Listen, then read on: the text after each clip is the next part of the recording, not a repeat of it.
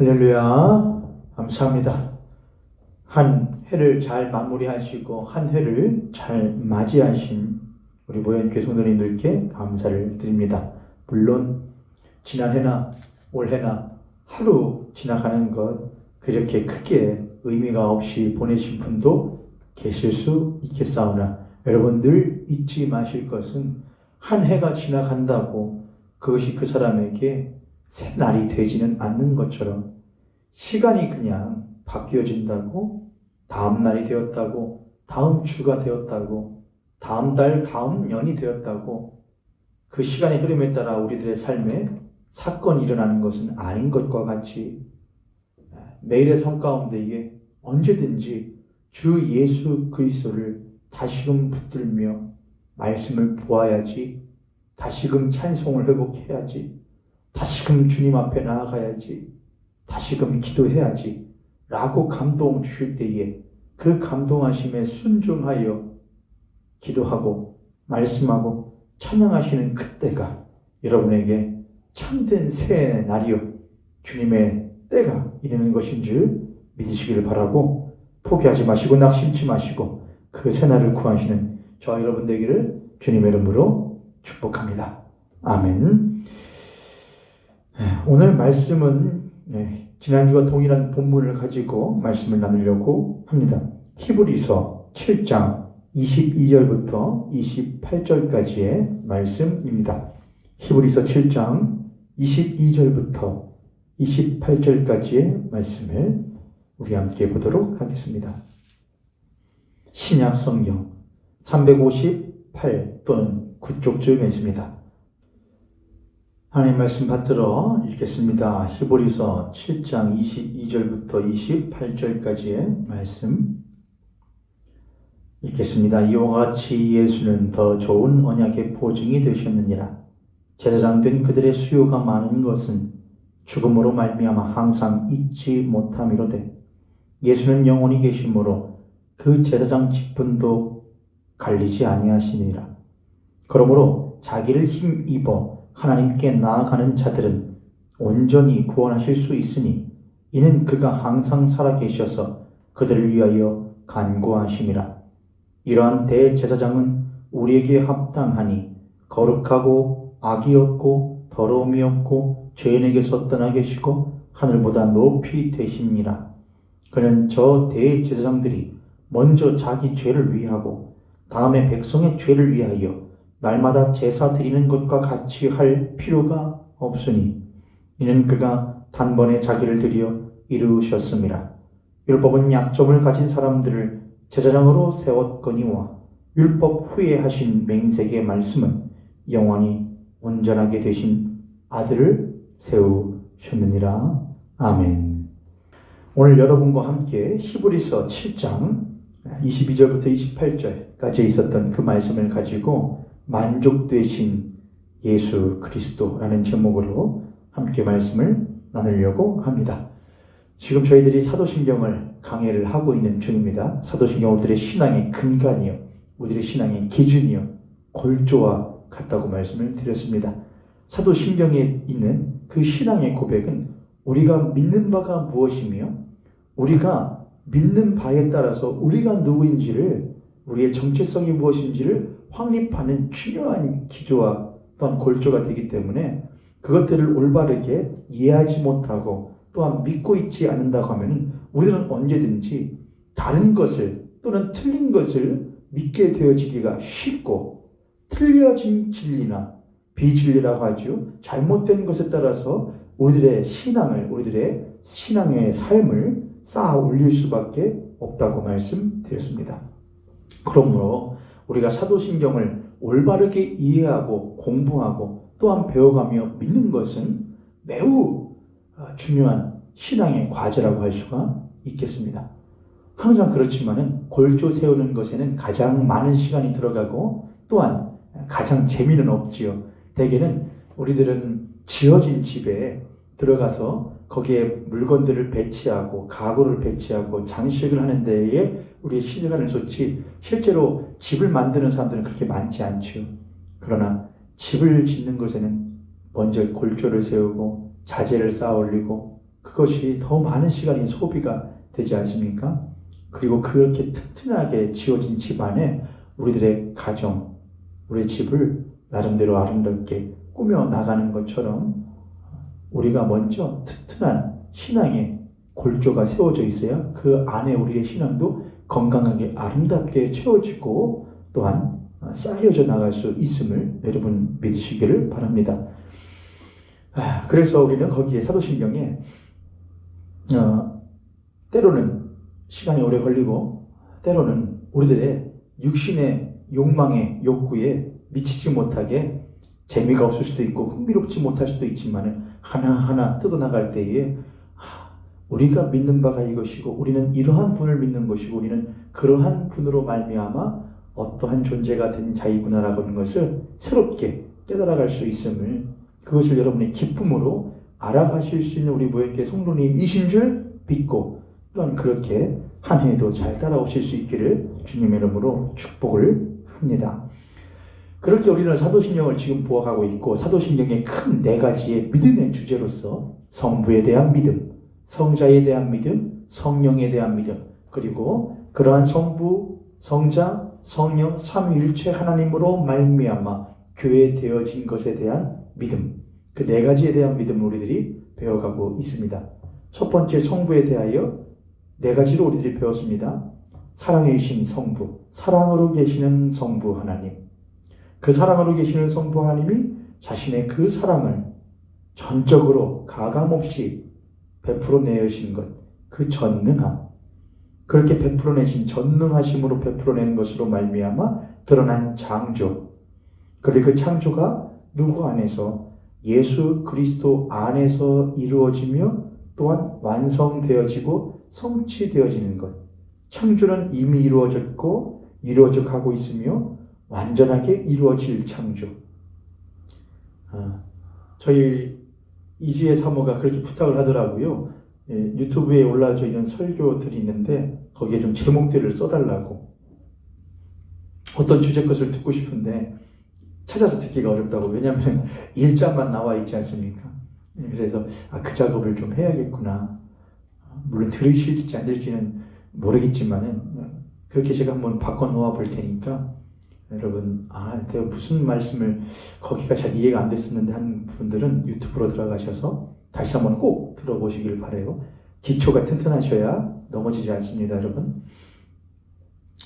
성부가 사랑으로 계시며 그 사랑을 가감없이 전능하심으로 드러내시며 그 드러내시는 전능하심이 창조를 통하여 예수 그리스도 안에서 이미 이루어진 창조, 그리고 이루어져 가고 있는 창조, 또한 종국에 완성되어질 창조, 예수 그리스도 안에서 새로운 피조물로서 부름받고 택함받은 우리, 그리고 그렇게 지음받아져 가고 있는, 변화되어져 가고 있는 우리, 그리고 결국에는 주 예수 그리스도 안에서 온전하게 되어질 우리도 그 하나님의 사랑이신 하나님의 전능하신 능력으로 말미암아 예수 그리스도 안에서 택함받고 참 새로운 피조물로서 택함받고 부름받고 지어져 나가고 또한 그렇게 새로운 피조물로서 온전하게 예수 그리스도 안에서 되어질 것을 우리가 믿지 않습니까? 그게 우리의 신앙인 것이죠. 그리고 무엇하는 것? 그런 사랑이신 하나님이 전능하신 자신의 능력을 가감없이 베푸시어 나 같은 이를 또한 이 죄 많은 세상을 예수 그리스도 안에서 택하시고 부르시고 변화시켜 나가시고 완전하게 되실 것을 보니 우리가 그 성부를 누구라 부르지 아니할 수 없다. 아버지라, 우리의 아버지라 부르지 아니할 수 없다. 사랑이 풍성하신 성부라 부르지 아니할 수 없다. 이것이 바로 성부 하나님에 대한 우리들의 믿음이었습니다. 성자 예수 그리스도는 사도신경 또는 니케아 신경처럼 그리스도인의 신앙 고백에 있어서 가장 중요한 핵심을 차지하고 있다고 말씀을 드렸습니다. 그래서 기독교, 그리스도교라고 하는 것이죠. 우리가 성자에 대해서 지금 첫 번째를 하고 있는 중입니다. 성자의 계심에 대해서요. 성자의 계심에서 가장 중요하게 우리들이 지금 포인트를 잡고 말씀드리고 나누고 있는 것은 뭐냐면 성자께서는 참 하나님이신 동시에 참 인간이심을 지금 설명하고 있는 중이죠. 예수 그리스도는 왜 위대한 인간, 위대한 스승, 위대한 사상가, 철학가, 운동가 그것에만 그쳐서는 안 되는가? 그것은 예수 그리스도의 하나님 되심은 우리의 무엇과 연결되어져 있는 것이기 때문에 우리들의 구속, 구원과 연관되어져 있는 것이기 때문에 그렇습니다. 예수 그리스도가 하나님이셔야지만 예수 그리스도가 인간만 되셔서는 절대로 우리들의 구원을 이루실 수가 없다는 거예요. 예수 그리스도가 하나님이셔야지만 우리의 구원을 이루실 수가 있다는 것을 지금 여러분과 함께 나누어 가고 있는 중이었습니다. 그 예수 그리스도가 꼭 하나님이셔야지만이 참 인간이신 동시에 참 하나님이셔야지만이 우리의 구원을 이루실 수 있다고 하는 것을 설명하기 위하여 예수 그리스도의 삼중직으로서 그것을 지금 여러분께 설명하고 있었던 과정이었지요. 예수 그리스도께서 그리스도라고 하는 것은 예수라고 하는 말의 뜻은 자기 백성을 저들의 죄에서 구원할 자라고 하는 뜻이고 그리스도라고 하는 것은 기름 부음 받은 자라고 하는 것으로서 자기 백성을 저희들의 죄에서 구원하실 예수는 그리스도이시다. 기름 부음 받은 자이시다. 왕으로서 선지자로서 또한 제사장으로서 대제사장으로서 기름 부름 받으시고 택함 받으시고 사역하시는 분이시다 라고 지금 설명하고 있는 중이지요. 첫 번째로 있었던 예수 그리스도의 선지자 되심은 여러분과 나누었고 두 번째로 대제사장 되심에 대해서 나누어 가고 있는 중이었습니다. 예수 그리스도가 하나님이셔야지만이 우리와 하나님 사이를 화목하게 할 수 있다고 하는 것을 설명하고 있던 중이었던 것이죠. 하나님께서는 사랑의 하나님이신 동시에 하나님께서는 또한 공의의 하나님이십니다. 만약 사랑이라고 하는 것이 공의를 잃어버린다고 한다면 그 사랑은 자칫하면 비틀어진 사랑으로서 변질되어질 수밖에 없을 것입니다. 올바른 부모라고 한다면 자녀에 대하여 크나큰 사랑과 동시에 자녀에 대한 시시비비를 올바르게 가릴 줄 아는 지혜와 지식이 있어야지만 부모의 한없는 사랑을 자녀를 향하여 올바른 방법과 방식으로서 베풀어 줄 수 있게 되는 것과 같은 이치이지요. 그러나 만약 그 부모가 자신의 한량없는 자녀만을 위한 사랑을 가지고 있다고 한다면 그 자녀를 향한 사랑은 자칫 그 자녀를 망가뜨려 버리는 도구나 통로로서 사용되어질 수 있음을 우리는 알고 있습니다. 흔히들 말하는 기독교 안이나 또는 교회 안에서 흔히 사용하는 문구 또는 세상에서 사용하는 문구가 있는데 사랑은 결코 실패하지 않는다. 맞습니다. 사랑은 결코 실패하지 않습니다. 그러나 그 사랑이라고 하는 것은 공의를 절대로 배제하지 않습니다. 공의, 사랑이라는 것은 받기에도 편하고 주기에도 편할 수 있지만 공의라고 하는 것은 그렇게 편한 것만은 절대로 아니지 않습니까? 너 그것은 잘못된 것이야. 그렇게 해서는 안 되라고 하는 것은 인간의 잘못되어진 비뚤어진 본성이 있는 한 인간은 누군가에게 너 그건 잘못된 거야. 너 틀린 거야. 그렇게 하면 혼나는 거야. 너 그렇게 사는 것 아니야 라는 말을 듣는 것을 원하지를 않습니다. 기독교 안에서도 많은 그리스도인들이라 일컫는 이들이 하나님의 말씀을 받을 때에 난 너를 사랑해. 난 너를 귀히 여겨. 너는 잘 될 거야. 너는 잘 될 수밖에 없어 라는 말은 듣기 즐겨하고 또한 듣기를 원하지만 넌 그렇게 살아서는 안 돼. 네가 지금 살고 있는 건 잘못 살고 있는 거야. 틀린 것이야 라는 말은 듣기 싫어하고 원하지 않는 것이 같은 이치라고 할 수가 있겠죠. 그러나 우리는 잘 알고 있습니다.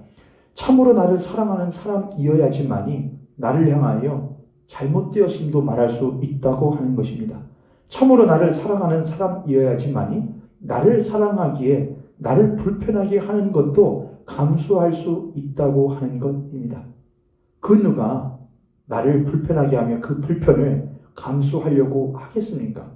참된 친구여야지만, 참된 이웃이어야지만, 참된 가족이어야지만, 참된 부모이어야지만 자신의 이웃과 친구와 부모와 가족을 향하여 그들의 잘잘못을 큰 사랑으로 품어 말할 줄 알고 때로는 그 불편함을 감수할 수도 있는 것이지요. 그러한 면에서 예수 그리스도는 우리들의 참된 친구 되시고 또한 우리들의 선한 이웃 되시며 우리의 참된 하나님 되어 주시어서 우리에 대하여 잘못되었음을 분명하게 말씀하시고 동시에 그 잘못되었음을 자신의 큰 사랑과 진리로서 고치시며 싸매시며 또한 온전케 하시는 하나님이심을 우리들은 믿어야 하는 것이죠. 얼마나 크고 놀라운 감사한 일인지요.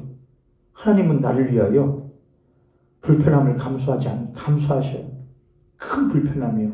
하나님은 나 같은 이를 사랑하시어서 자신의 아들 예수 그리스도를 내어주시는 것을 감수하셔요. 예수 그리스도는 성자께서는 우리와 같은 죄인을 품으시는 데 있어서 자신이 말씀의 육신 되시는 불편함을, 그 큰 측량치 못할 불편함을 감수하셔요. 그런데 도대체 우리는 무엇을 감수하며 그분을 믿고 따르고 있는지 되새겨 보아야 할 부분입니다. 그렇게 사랑의 하나님은 동시에 공의의 하나님입니다. 그것을 우리는 절대로 분리할 수 없으며 떼어놓을 수 없는 것이죠.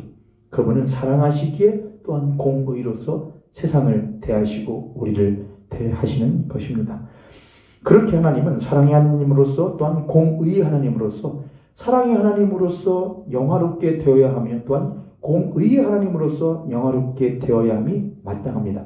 하나님을 영화롭게 하며 하나님을 영광되게 하고 하나님을 하나님답게 한다는 것은 하나님의 사랑의 하나님에 대하여 사랑으로서 영화롭게 하며 공의의 하나님에 대하여 그 공의로움을 영화롭게 함으로써 쉬운 말로 하면 만족시켜 드림으로써 그분을 영화롭게 하는 것이죠. 사랑의 하나님이 나를 사랑하실 때에 그분을 또한 사랑함으로써 그 사랑으로 당신을 만족하게 하는 것. 그 공의 하나님이 나를 공의로서 대하실 때에 그 공의를 만족시켜 드림으로써 그분을 영화롭게 하는 것. 그렇게 하는 것이죠. 그래서 그 하나님을 만족하게 하는 것. 사랑으로 만족해 하며 공의로서 만족하게 하는 것. 그것이 우리 성도들이 해야 하는 일입니다. 문제는 우리 세상에 또한 죄인이 절대로 그 하나님을 사랑으로서 또한 공의로서 만족시켜 드릴 수 없는 존재라고 하는 것에 바로 문제점이 있는 것이죠. 바로 그러한 인간으로서는 세상으로서는 죄인으로서는 절대로 그 하나님을 사랑과 공의의 하나님에 대하여 만족시킬 수 없는 그것을 만족시키시는 분이 계시는데 그가 누구시냐? 바로 성자 예수 그리스도라고 하는 것입니다. 인간은 안 되는 것이냐? 인간은 될 수가 없습니다. 왜입니까? 인간은 여전히 죄인이기 때문에 그렇습니다. 인간이 아무리 뛰어나고 특출나고 아무리 세상 사람들 보기에 비할 바 없이 아름답고 놀라운 존재라고 할지라도 그는 거룩하신 천하의 주제가 되시는 하나님 앞에서는 그저 한낱 죄인인 인간에 불과하지 않다는 것입니다. 그러한 인간에게 하나님께서는 절대로 구원받을 만한 이름을 주신 일이 없다고 성경은 분명하게 말하고 있습니다.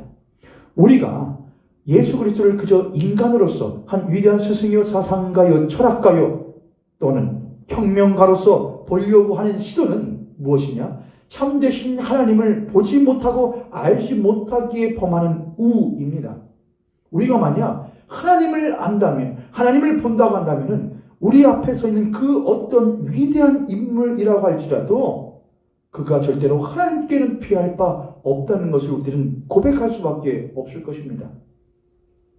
우리가 아무리 익산 땅에 사는 사람들이 배산이 높다 하고 밀산이 높다 하여도 히말라야 산맥 앞에 서게 되면 밀산은 산도 아니라고 하는 것을 우리들이 고백하지 아니할 수 없게 되는 것처럼 그저 익산에 살 때에는 밀산이 제일 높지 할 수밖에 없겠지만 더 넓이 나가고 더 멀리 세상으로 나아가게 되면 세계로 나아가게 되면 야 그보다 훨씬 멋지고 아름답고 큰 산들이 있어 라고 고백하지 않습니까? 똑같습니다. 우리가 야 그 사람처럼 살아야 돼. 이 세상에 그렇게 뛰어난 사람은 없을 거야. 정말 전능한 사람 같아. 전지한 사람 같아. 라고 할지라도 그렇게 말하던 네가 천하를 창조하신 하나님 앞에 서게 된다면 입을 다물 수밖에 없게 되지 않겠습니까? 하나님은 절대로 인간으로서는 천지의 주제가 되시며 창조주 되시는 그 하나님을 만족시킬 수 없다고 하는 것을, 왜요? 그는 죄인이라 이거예요. 그는 피조물이라 이거예요. 그로서는 절대로 하나님을 만족시켜드릴 수 없다고 하는 것입니다. 하나님은 사랑의 하나님이시기에 자신의 사랑의 대상이신 자신의 백성들을 끌어안고자 하시는 그 욕망이 있으셔요. 하나님의 바람이신 것이죠. 그 사랑의 하나님께서는 자신의 사랑하시는 백성을 자신의 품에 끌어안고 그 끌어안음으로써 자신의 사랑에 만족함을 얻고자 하시는 하나님이셔요. 그게 사랑의 하나님이셔요. 그 하나님은 공의의 하나님이시기에 잘못된 죄에 대하여 반드시 그 죄에 대하여 징책하시고 형벌하심으로써 그 죄책을 물으심으로써 그에 대하여 만족하심을 얻으시길 원하시는 하나님이셔요. 이해되셨습니까? 사랑의 하나님이시기에 사랑의 대상인 자신의 백성들을 품에 끌어안음으로써 만족하길 원하시는 하나님이시고, 공의의 하나님이시기에 잘못되고 당신 앞에 죄된 것에 대하여 반드시 그에 대한 책임을 물으시고 형벌을 주심으로써 그에 대한 만족을 얻기를 원하시는 하나님이시라고 하는 것이죠. 그렇게 그 하나님을 만족시키는 그 유일한 대상은, 여러분 생각해 보세요. 100원짜리, 만원짜리 죄를 지어요. 그럼 그 만원짜리 죄를 지은 것에 대해서는 얼마로서 배상을 하는 것이 마땅하죠? 10,000원으로써요. 그래서 구약 성경에 보면은 눈은 눈, 이는 이 이렇게 하지 않습니까? 동해보복이라는 말을 쓰지요. 똑같은 값으로 보복을 하라고요. 그 이상으로 하지 말라고요. 그래서 눈에는 눈, 이에는 이, 그만큼만 하라고 말하지 않습니까? 자, 그러면 우리가 천하를 창조하신 하나님 앞에 인간과 세상이 범한 죄라고 하는 것은 얼마만큼의 값일까요? 얼마만큼의 값일까요? 똑같이 인간 세상에서 이 인간과 인간 사이에서 벌어진 일들이 있지 않습니까? 그것들은 어떻게 인간이 이 땅에서 벌면은 뭐 가능하면 할 수도 있을 것이고, 어차피 사람 대 사람 사이의 문제니까요. 그래서 사람과 사람 사이에서의 법으로서 그 사람과 사람 사이에 이 잘못된 것에 대한 책임을 묻고 형벌을 묻는 일들이 있지 않습니까? 물론 법대로 안 되지만요. 돈이 이기고 권력이 이기고 말도 안 되는 일들이 벌어지긴 하지만 여하튼 그렇게 하지 않습니까? 그런데 만약에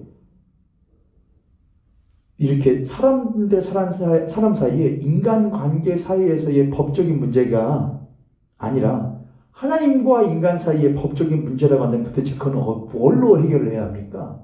무엇으로 그 죄값을 갚을 수 있으며 무엇으로 우리가 하나님께 대하여 행한 죄에 대한 책임을 물을 수가, 치를 수가 있다고 할 수 있겠습니까? 우리는 과거에 우리나라로 한다면은 왕이라면 절대적인 존재이지 않았습니까? 그 왕 앞에 이렇게 하죠. 백정. 그때 당시에는 제일로 천대받는 사람이었으니까요. 백정 또는 망난이라고 하는 자가 왕 앞에서 만약 왕의 옷깃을 지나가다가 칼을 휘두르다가 잘못해서 왕의 옷깃을 하나를, 옷솔 하나를 떨어뜨렸어요. 그럼 그 망난이 어떻게 되나요? 아이, 너도 인간이고 나도 인간이니까 내가 그 옷을 떨어뜨리고 배상해 줄게. 그거 되나요? 안 되죠. 왜냐하면 왕에 대한 권위가 있잖아요. 위엄을 상하게 했다는 그런 벌이 가해지지 않습니까? 말도 안 되는 일이죠. 인간 대 인간인데요. 그렇죠, 여러분. 인간 대 인간인데 그런 게 어디 있어요? 그렇죠? 그거는 부당하죠.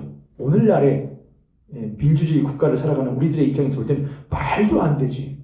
맞습니다. 말도 안 돼요. 그런데 예를 들자면 그렇게 될 수 있다는 것이죠. 왕도 인간이고 망나니도 인간이지만은 둘 사이에 현격한 뭐가 있기 때문에 권력과 권위와 자리의 신분의 차이가 있기 때문에 망나니가 그저 옷솔 하나 떨어뜨린 것이 실수로 그 왕의 권위와 위엄을 상하게 했다는 이유로 그 망나니는 직결 처형을 받고 말 것입니다. 자, 그러면 우리가 이렇게 하죠. 이제는 한 인간으로서의 왕이 아니라 천하를 창조하신 하나님이시래요. 만유의 주제시래요. 말씀으로 천지를 창조하시는 분이시래요. 태초부터 계신 이시래요. 스스로 계시는 분이시래요. 우리는 감히 측량치 못하며 생각지도 못하며 계산치도 못할 분이시래요. 그런데 우리가 그 하나님께 죄를 범했대요. 무슨 죄요? 너 같은 건 하나님도 아니야 라고 했다는 것이죠. 너 같은 게 뭘 하나님이야? 내가 하나님이지. 내 삶은 내 것이고 내 삶의 주인은 나지. 네가 뭔데 나에게 간섭을 해? 이래라 저래라 해. 뭘 고민하라 해. 뭘 그렇게 살라 해. 네가 뭔데 나한테 그렇게 라고 하는 게 바로 죄입니다, 여러분. 다른 게 죄가 아니지 않습니까? 거짓말하고 술 마시고 간음하고 그거 당연한 죄지, 여러분. 그러나 죄의 본질적인 모습은 뭐예요?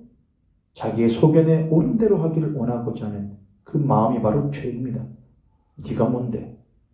아무리 하나님이라고 해도 나한테 뭐라 할 수는 없어. 외면하며 무시하며 모욕하는 것. 그것은 망나니가 그저 실수로 임금의 옷소를 한 오라기를 베어버린 것에 비할 바가 아닌 것이죠. 망나니가 실수로서 옷소를 떨어뜨렸다고 한다면 임금은 자비롭고 인자함으로 그 실수에 대하여 관용을 베풀 수도 있을 것입니다. 그러나 그것이 실수가 아니라 의도적으로 한 것이라고 한다면 그것은 절대로 용서함 받지 못할 것입니다. 만약 그 망나니가 그 죄를 용서받고 싶다고 한다면 어쩔 수 없이 망나니에게는 아무런 그 용서에 대한 방법을 망나니가 제시할 수도 없고 그 값을 치를 수도 없습니다. 망나니의 측에서는요.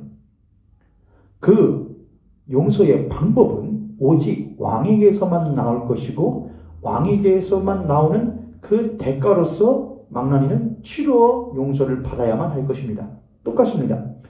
살아계신 하나님 앞에 우리들이 인간이 실수로서 그분에게 모욕하며 그분을 욕보였다고 한다면은 그분은 한이 없는 인자심과 자비로우심으로 우리를 용서하실 수도 있을 거예요. 그러나 우리들은 절대로 실수로서 죄를 범하지 않습니다. 로마서 1장은 그렇게 말을 하지 않습니까? 로마서 1장 18절에요. 하나님의 진노가 불의로 진리를 막는 사람들의 모든 경건치 않음과 불의에 대하여 하늘로부터 나타나느니 이는 하나님을 알만한 것이 그들 속에 보인다. 알려졌다. 그렇게 하면 안 된다. 그렇게 해서는 안 된다. 그분은 하나님이시다. 하나님께서 이를 그들에게 보여주셨다. 창세로부터 그의 보이지 않는 것들 곧 그의 영원하신 능력과 신성이 그가 만드신 만물에 분명히 보여 알려졌나니 그러므로 저희가 핑계치 못할지니라. 그러나 21절에 하나님을 알되 하나님을 영화롭게도 아니하며 감사치도 아니하고 오히려 그 생각이 허망해지며 미련한 마음이 어두워졌나니 스스로 지혜 있다 하나 어리석게 되어 썩어지지 아니하는 하나님의 영광을 썩어질 사람과 새와 짐승과 기어다니는 동물 모양의 우상으로 실수로 바꾸느니라 아니라는 거예요. 의도적으로 열심히 힘써 바꿨다는 거예요. 누가요? 이 세상이요. 인간이요. 때로는 저와 여러분이 그럴 때가 있지 않으십니까? 우리는 인간 왕 따위는 비할 바 아닌 만군의 주시오 만왕의 왕 되시는 살아계신 하나님 앞에 의도적으로 열심히 날마다 죄를 범하며 살아가는 이 세상과 또한 사람들 또 우리들의 모습을 보며 살아갑니다. 도대체 저 큰 죄를 어찌 갚을까? 저 큰 하나님에 대한 범죄함을 어떻게 책임지려고 하는 것인가? 세상은 이미 그것 책임질 생각도 하지 않고 그저 자포자기한 채로 32절에 있는 것처럼 그들이 이 같은 일을 행하는 자는 사형에 해당한다고 하나님께서 정하심을 알고도 자기들만 행할 뿐 아니라 또한 그런 일을 행하는 자들을 옳다 하느니라. 너 죽고 나 죽자 다 죽자 이런 것이지요. 그들은 하나님 앞에 용서함 받을 필요도 없다고 스스로 포기하며 살아가며 또한 그 방법조차 알지 못하기 때문에 그렇습니다. 그러나 하나님께서는 그런 우리들에게도 용서함 받을 수 있는 유일한 방법과 유일한 길을 우리들에게 허락해 주셨는데 그것이 바로 무엇이며 누구이시냐? 바로 성자 예수 그리스도라고 한 것입니다. 오직 예수 그리스도만이 하나님에 대한 사랑의 만족이 되시며 오직 예수 그리스도만이 공의에 대한 하나님의 만족이 되어질 수 있음을 성경은 분명하게 말하고 있다고 하는 것입니다. 아까 제가 말했던 것처럼 만약 임금에게 그 망나니가 의도적으로 그 일을 했다. 그런데 용서함을 받고 싶다 한다면 망나니는 할 말이 없는 것이죠. 뭘 해달라고 하겠습니까? 그저 죽여주십시오 또는 용서해 주십시오 그 말밖에 할 수 없겠지요. 용서해 줄 방법과 또한 통로는 도구는 누구에게서 나오는 것이냐? 바로 왕에게서만 나오는 것이죠. 그래서 하나님께서는 우리들이 인간이 의도적으로 하나님께 범한 죄에 대한 용서를 위하여 공의 하나님으로서 사랑의 하나님으로서 그 용서의 또는 구제의 구원의 방법을 허락하여 주셨어요. 구약에서는 그것을 무엇을 했다고 지난주에 했냐면 제사를 통하여 했다고 했죠.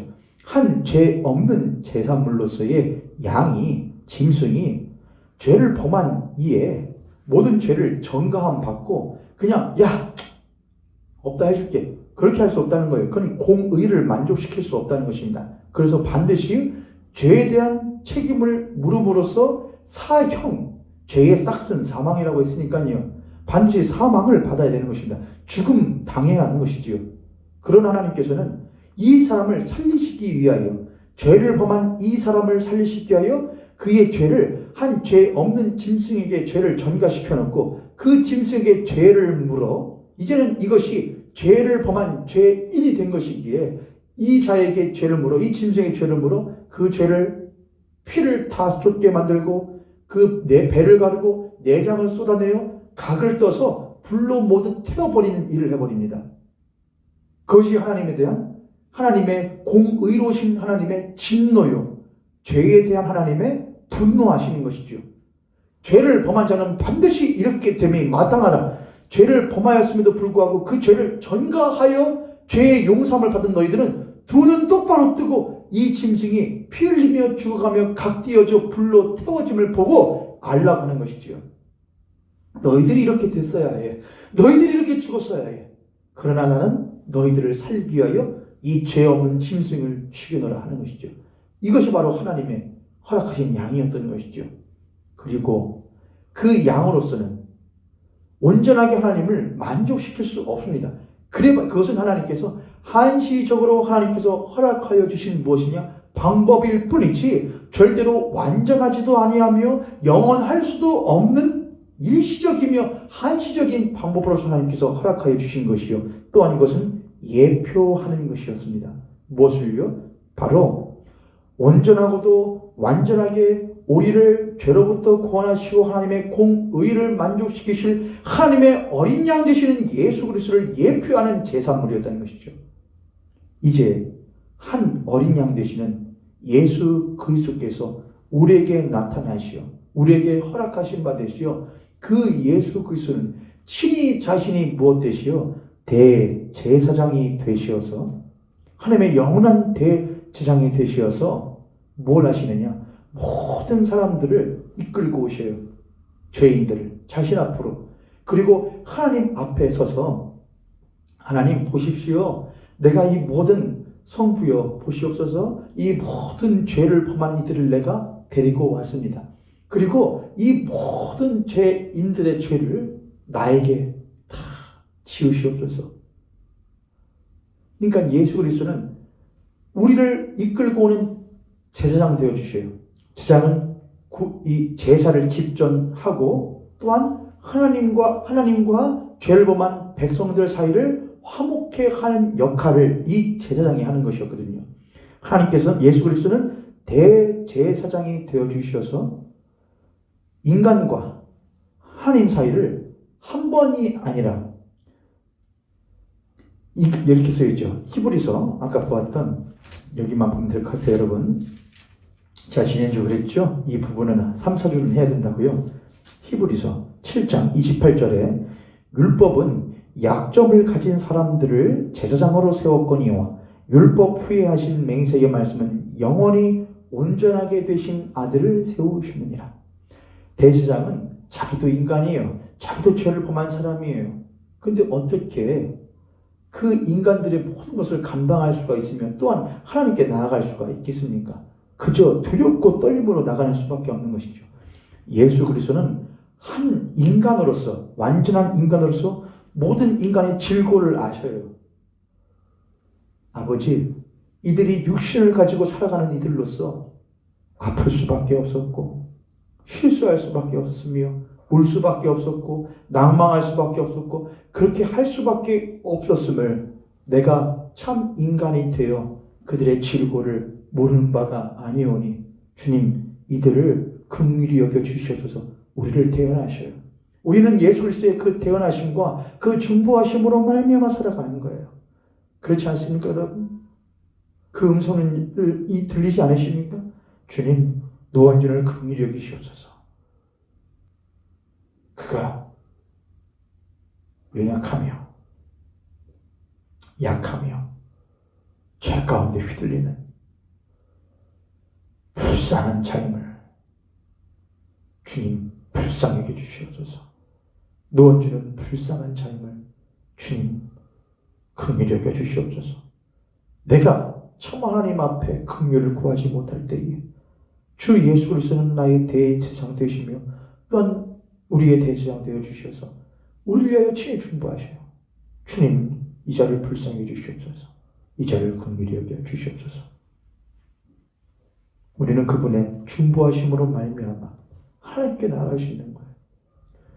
그 하나님 예수 그리스도는 또한 무엇으로서, 또한 하나님으로서 이 히브리서 7장 28절에 있는 것처럼 인간인 제사장은 한계가 있어요. 유한한 존재예요. 그러나 예수 그리스도는 영원하신 하나님으로서 늘 우리를 위하여 중보하시며 늘 하나님 우편에 계시면서 그에게 뭘 하시느냐? 아버지, 이들을 불쌍히 여기십시오. 아버지, 이들을 불쌍히 여기십시오. 성부께서는 그 성자의 십자가의 죽으심을 보시고 그 성자의 품 안에 안겨있는 이들을 보시고 우리들을 보시는 게 아니에요. 예수 그리스도의 품 안에 안겨있는 그들을 보시고 그들을 뭐 여기시냐? 긍휼히 여기시고 그들을 사랑하셔요. 우리가 하나님께 사랑받을 수 있는 유일한 방법과 유일한 이유는 무엇 때문이냐? 우리가 예수 그리스도의 십자가 안에 있기 때문이에요. 우리가 예수 그리스도의 십자가의 공로 안에 있기 때문에요. 우리가 예수 그리스도의 십자가의 품 안에 우리들이 안겨있기 때문에 우리가 하나님의 자녀가 될 수 있며 대상이 될 수 있는 것이지, 우리가 어떻게 하나님의 자녀가 될 수 있으며 하나님의 사랑의 대상이 될 수가 있겠습니까? 그래서 여러분, 구원은 선물인 거예요. 구원은 선물이에요. 이것이 우리에게서 난 것이 아니요, 하나님의 선물인 거예요. 할렐루야. 그러니 어떻게 여러분, 2020년 한 해를 돌아볼 때에 어찌 우리들이 질고가 없었으며 어려움이 없었다고 말할 수가 있겠습니까? 어려운 것 많고 힘든 일, 험악한 일 많았을 수 있겠죠. 그러나 그럼에도 불구하고 우리를 여전히 그 품에서 내어버리지 아니하시고 여전히 우리를 아들이라 부르시고 우리를 자녀라 부르시고 나의 친구라 부르시고 이웃이라 부르시는 예수 그리스도가 여전히 내 안에 계시며 내가 여전히 예수 그리스도를 붙들고 있는데 우리가 어찌 하나님 앞에 불평하며 원명만 하며 살 수가 있겠습니까? 또한 2021년도 그렇게 하나님과 동행하며 예수 그리스도 안에 내가 품몸 당하며 살아갈 것인데 어찌 우리들이 2021년이 감사하지 아니할 수가 없겠습니까? 할렐루야. 그러므로 성도라고 한다면, 신자라고 한다면 감사했으며 또한 감사하지 아니할 수 없으므로 살아가는 것이 그리스도인이며 그러한 신앙의 고백과 또한 그러한 신앙의 믿음이 있어야지만이 참된 신자라고 할 수가 있겠습니다. 자, 우리 모형교 성도님들, 저 여러분이 그러한 참된 신자 그리스도인 되기를 주님의 이름으로 축복합니다. 그렇게 예수 그리스도는 우리를 대제사장으로서 끄집고 오셔요.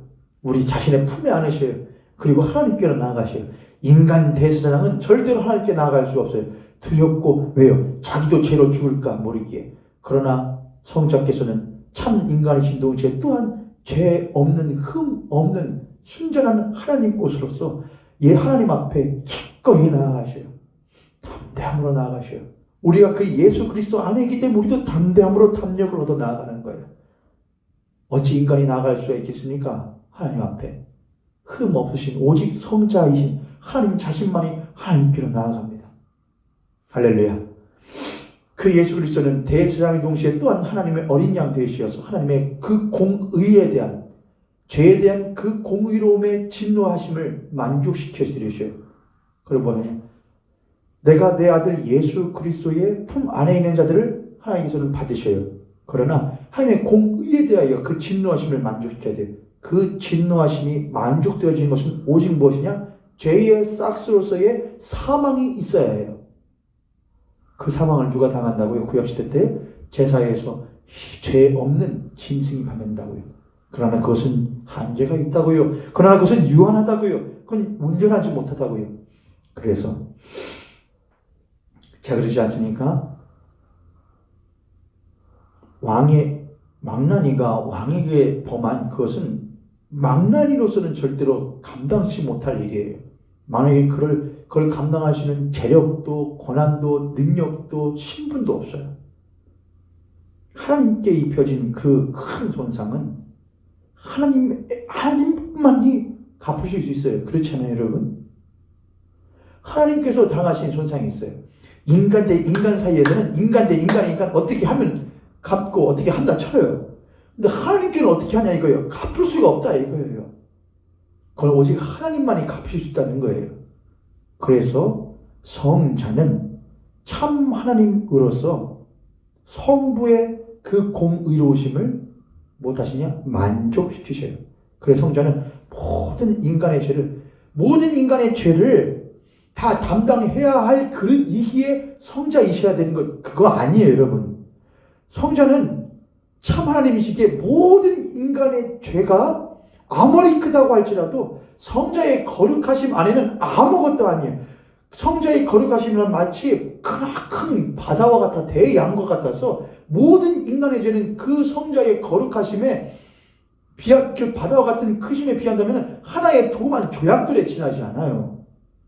인간의 죄가 너무나 크게 성자가 아니고서는 그걸 감당하실 수 없다. 그건 맞지 않아요, 여러분. 그거는 하나님을 너무나 얕게 여기는 거예요. 그러나 성자가 죽으시는 것은 무엇을 위한 것이냐? 하나님의 그 위엄과 하나님의 그 전능하심과 영화로우심을 감당하실 수 있는 것은 오직 하나님 자신이셔야 하기 때문에 그런 거예요. 그래서 성자는 저 모든 인간의 죄를 범한 그 모든 죄를 성자께서는 친히 무엇하시고 담당하시고 성부의 그 영화로우심에 대한 무엇을 모욕받으심과 또한 뭐 상처받으심과 하나님은 여러분 우리들의 범한 것으로 상처받고 그러신 분은 아니십니다. 그렇죠? 우리가 그렇게 흠집을 낸다고 보니 흠집 나시는 분이겠습니까? 그렇진 않아요. 그러나 우리가 하나님과 사랑하는 하나님의 피조물 된 자들로서 우리가 그 하나님을 열심으로 의도적으로